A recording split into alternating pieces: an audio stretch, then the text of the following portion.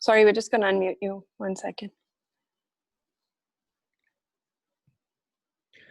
Bismillahir Rahmanir Rahim. Alhamdulillah Rabbil Alameen. والصلاة والسلام على أشرف الأنبياء والمرسلين وآله الطيبين الطاهرين أما بعد السلام عليكم ورحمة الله وبركاته.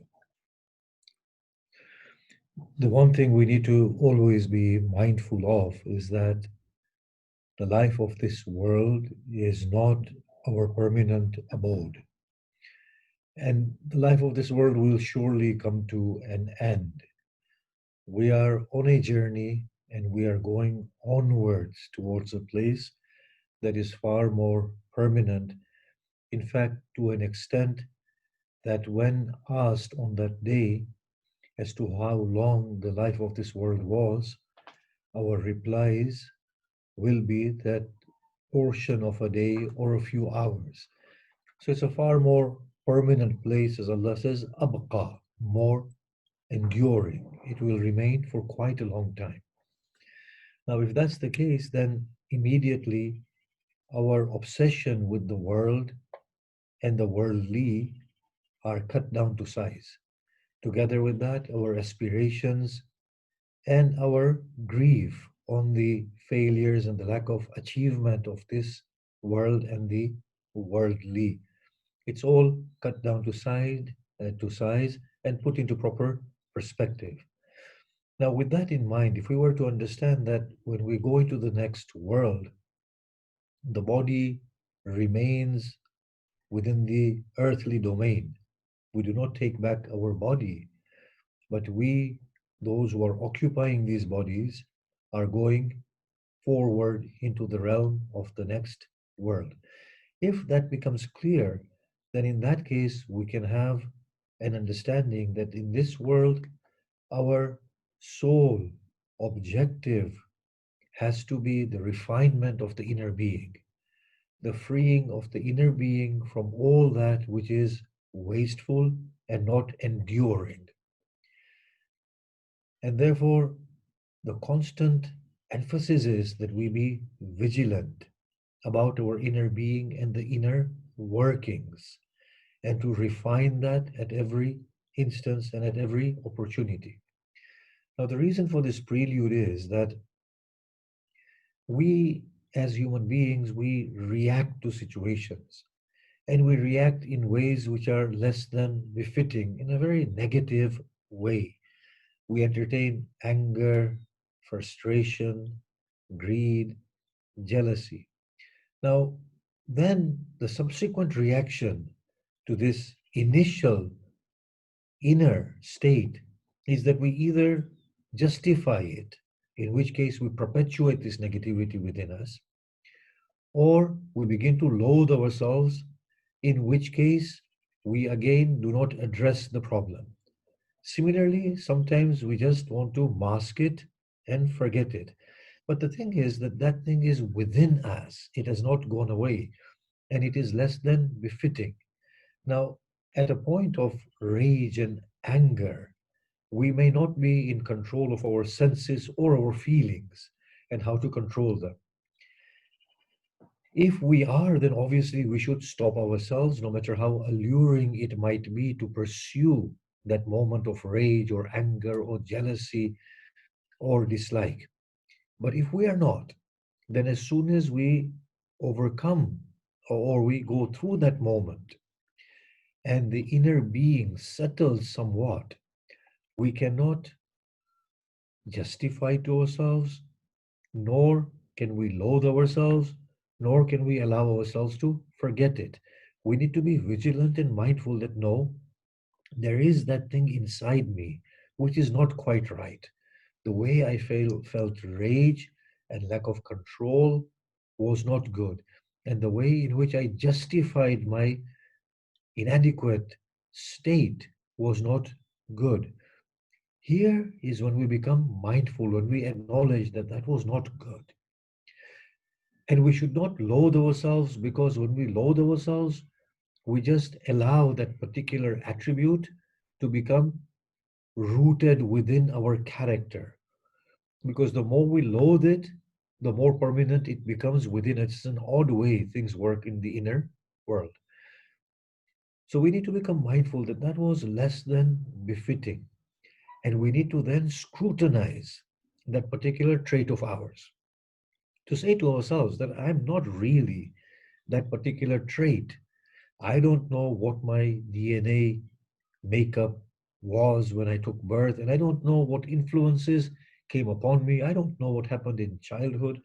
I don't know what things have played into making me feel this way from within. But I do know that I am not this rage, I'm not this jealousy, I'm not this greed, I'm not this anger, anxiety.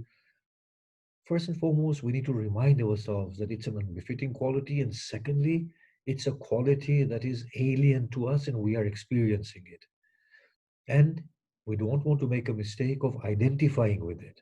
Once we do that, then we become mindful that when next time this particular instance comes and we feel enraged or jealous or we entertain ill feelings for anybody else, that at that point then we recognize that this is beginning to happen to me.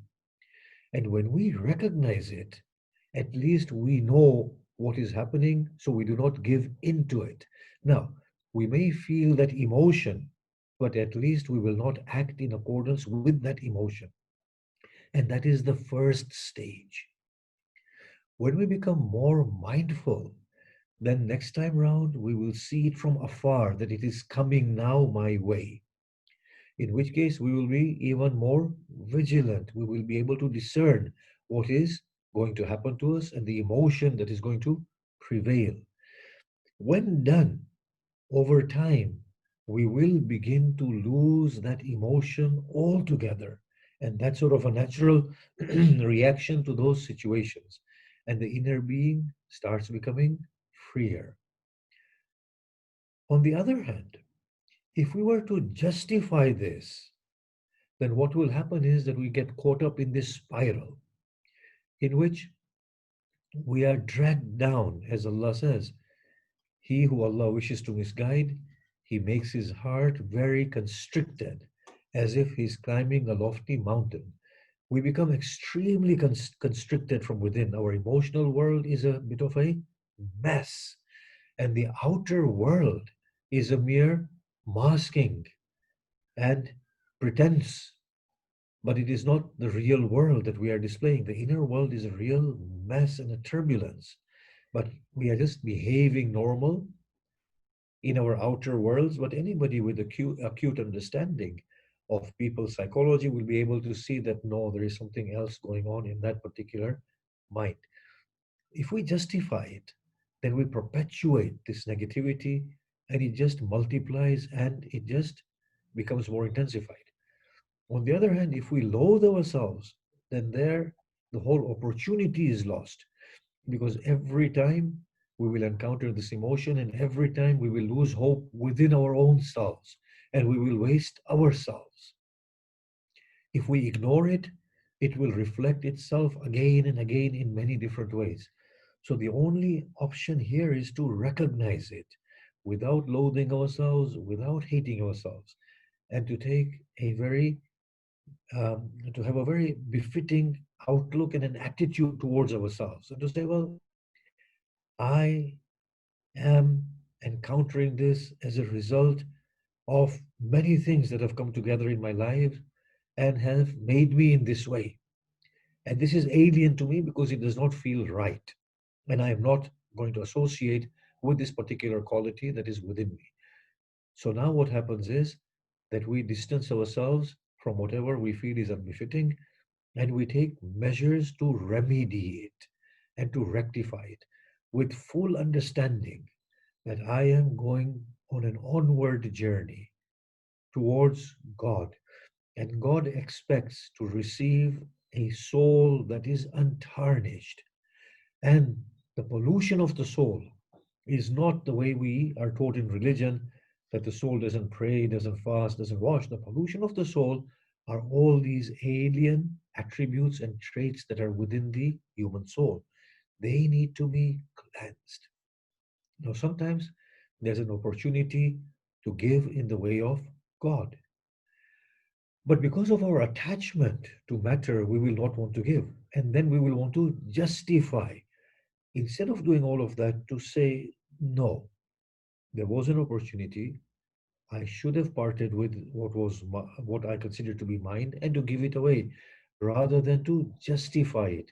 Because this justification merely is a reflection of my attachment at the inner level with something which is quite meaningless in terms of where I'm going and what God is all about.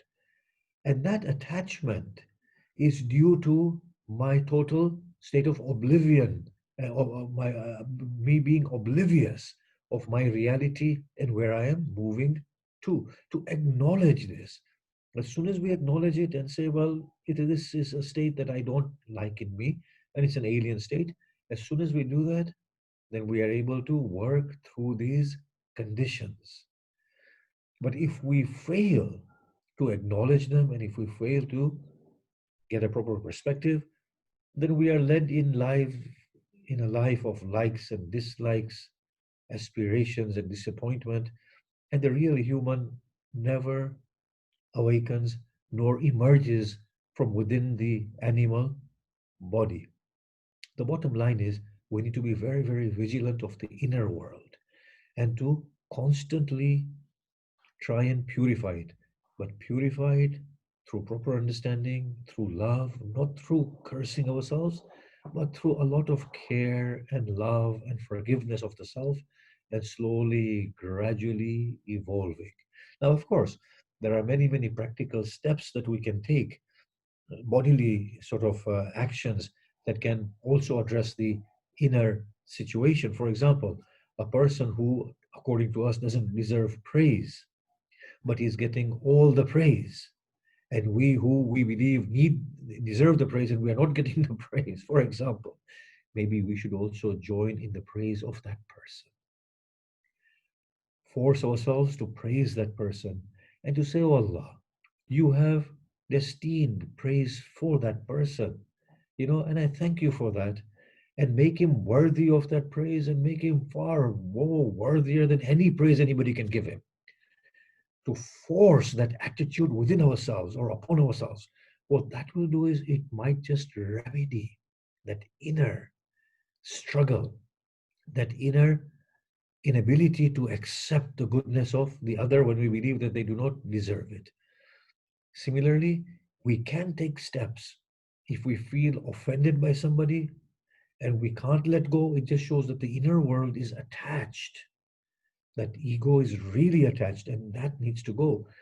What happens there is to actually make an effort to connect with that person and to try and do good for them, or at least communicate with them at a good human level. What that will do is it will humble the inner being, and the inner being will be able to let go. Now, I don't want to talk about the benefits of being good to the person who has been, according to us, evil to us. Those can wait for another discussion as to how good perpetuates good and creates a lot more good and how it changes other person's hearts. That should not be the motivation because that too is a very worldly motivation. The motivation should only be I need to remedy myself. There is some sickness in there that I do not want to take root within me, and I do not want to be identified with it going forward into my next life. I'll say this on a finishing note. Maybe at some point we need to visit this particular text, the Remarks and Admonitions of Ibn Sina. In the fifth book of this wonderful treatise of his, he talks about the torments of a post-mortemic, within the post-mortemic state after death. He said these torments are not really physical, these are psychological torments. The anger, the greed, the jealousy, these are the things that will helplessly, inadvertently, and without control manifest themselves. And the real inferno that they ignite within us in this world that is unnoticed will be noticed in that world. They will wear off eventually, but the path will be very, very, very long because the soul will have taken on their properties, and the soul itself will not be able to create this inferno of jealousy, of rage, of greed, of ill feelings towards others. And that will be the greatest point of pain, damnation, and torment in the hereafter. As the Quran says, you are sufficient punishment unto yourself. And he said, the Quran says, whose fuel is human and stone. So the human being will be lighting that inferno through rage and greed and whatever else we have within ourselves until we are purified, of course. And then we make our way back to the original point where we belong. But in this world, if we can do it, then all the better. So we go with clean slates to our beautiful God. And in fact, when the soul is cleansed of these sort of properties, it itself feels a state of release, liberation, and a state of bliss. And in fact, such souls cry out, if only the emperors knew the pleasure that I feel, they would give up their kingdom to find a moment of where I am and what I feel. I'll stop there. Wassalamu alaikum wa rahmatullahi wa barakatuh.